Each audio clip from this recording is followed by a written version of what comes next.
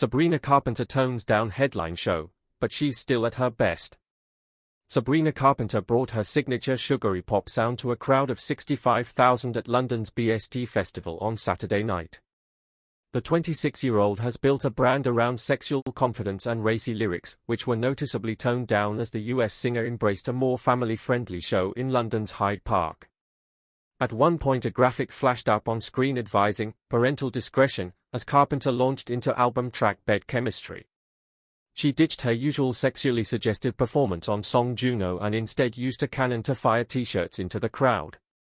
Despite these changes, she was still at her best, storming through a 17-song tracklist that comprised her biggest hits, charming the crowd with her Hollywood smile and incredibly bouncy hair. Carpenter writes music for women of the dating app generation, and her songs are filled with the type of anecdotes you've heard over Friday night drinks with the girls, from the anger over not getting closure to the fear of a man embarrassing you when they meet all your friends. Perhaps that is what makes her so relatable. She's a talented singer and dancer who shot to fame on the Disney Channel, but she could also so easily be your mate who brings over ice cream when you're going through a breakup. Her ability to switch from a sassy upbeat dance number to a vulnerable, acoustic solo performance is also impressive. She's an accomplished performer for someone whose breakout hit, Espresso, is little over a year old. But much to the surprise of many, she's been in this game for a very long time. The Pennsylvania-born star began posting videos of herself on YouTube at the age of 10 and came third in a competition to find the next Miley Cyrus a year later.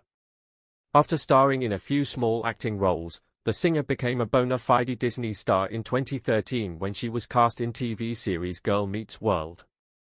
She began releasing music the following year and has released 6 albums to date, but has only recently received global recognition. Carpenter became the first female artist to hold both the number 1 and number 2 positions on the UK singles chart for 3 consecutive weeks in 2024, and she also became the first artist in 71 years to spend 20 weeks at the top of the charts with Espresso. From watching her live, it appears she's been waiting patiently for this moment for quite some time, to perform on the biggest stages around the world and to thousands of fans, something she references a few times between songs. She told the crowd she was so grateful that the audience had chosen to spend their Saturday evening with her, gushing that, "London is so fun and there's so much to do here." Much of the cheekiness she has built her brand on was weaved in throughout her performance, including 1950s-style infomercials advertising sprays that erase no-good men from your life and mattresses that are perfect for activities. But aside from a racy rendition of Bed Chemistry and a snippet of Pony by Genuine, one for the Magic Mike fans, the show was more PG than expected. Perhaps it was due to the large volume of young children stood in the crowd amongst us Gen Zs and millennials. Or perhaps the pop princess needs a break from making headlines. The first was back in March, when her Brit Awards opening performance was criticized for being too racy for pre-Watershed television.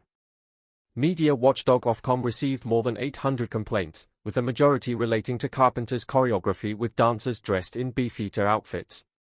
Then in June this year she was once again under fire for sharing artwork for her new album, Man's Best Friend, which showed her on her hands and knees in a short dress whilst an anonymous man in a suit grabbed her hair. Carpenter then revealed alternative artwork she said was approved by God, and shows her holding the arm of a suited man. Criticism for the original artwork came from charities including Glasgow Women's Aid, which supports victims of domestic abuse. It said Carpenter's album cover was regressive and promotes an element of violence and control. Heather Binning of Women's Rights Network also told the BBC that violence against women should never be used as satire.